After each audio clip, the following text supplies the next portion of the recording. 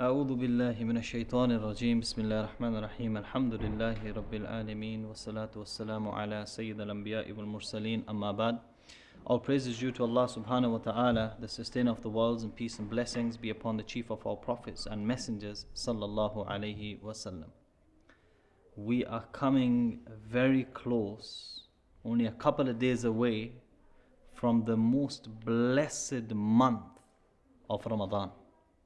The blessed month called Ramadan, which Allah subhanahu wa ta'ala has given mankind, as in the Muslims, the humans, an opportunity to seek forgiveness in this month.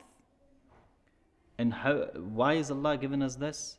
Allah has technically put this in place, I feel, that 11 months human beings get busy, they sin, they're neglectful, the devil is there, you have to control your nafs. But Allah has given Muslims this 1 month where the devil is gone. In this month the doors of Jahannam are closed, the doors of paradise are opened. Now Allah is saying forgiveness is at your service. You seek forgiveness and Allah will forgive you. This is the status of this month. This month is only been put there for you to gain two things: your forgiveness and taqwa. What is taqwa? We'll get into that in a second. But Allah subhanahu wa ta'ala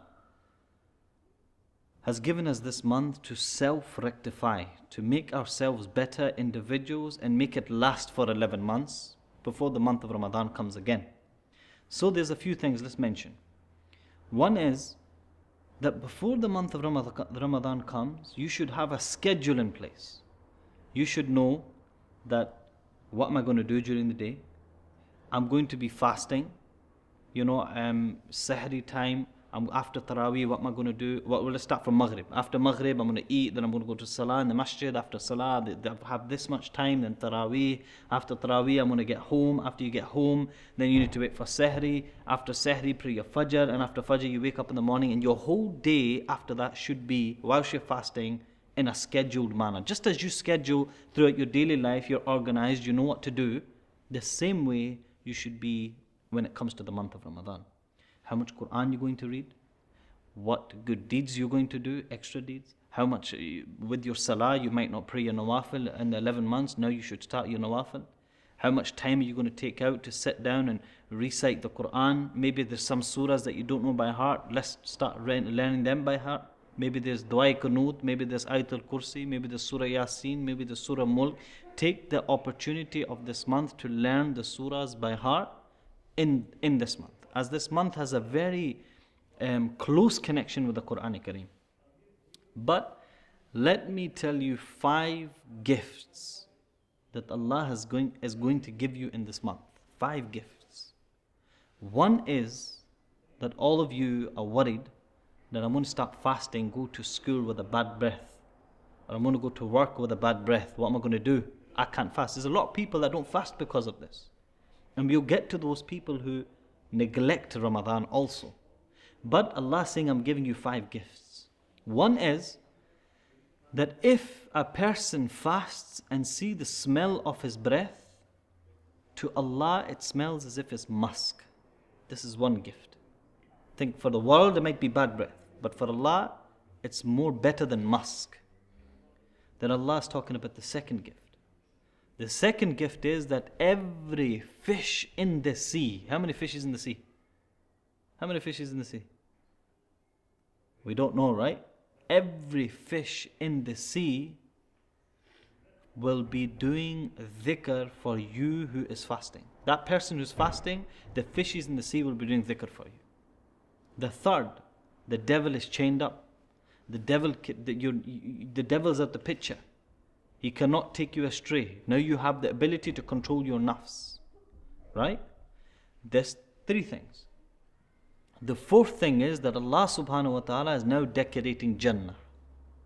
Allah subhanahu wa ta'ala decorates Jannah and says to Jannah that very soon my faithful servants will cast aside the world and come to you. As in Allah subhanahu wa ta'ala starts to prepare Jannah for you. And the fifth one is forgiveness.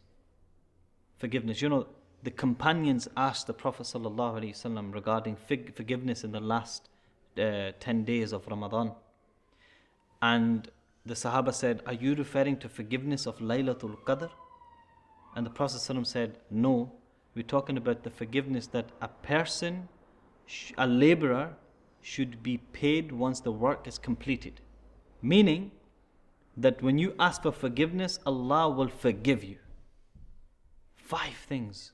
These are if you think about these 5 things, Allah subhanahu wa ta'ala is elevating, is trying to pull you, trying to pull all the disobedient, the sinners, the people who were against Allah, who never listened, who didn't contemplate, who didn't think, and now Allah subhanahu wa ta'ala is trying to put them into paradise through small excuses. This is also evident that Allah subhanahu wa ta'ala loves us dearly. So we have this side of things.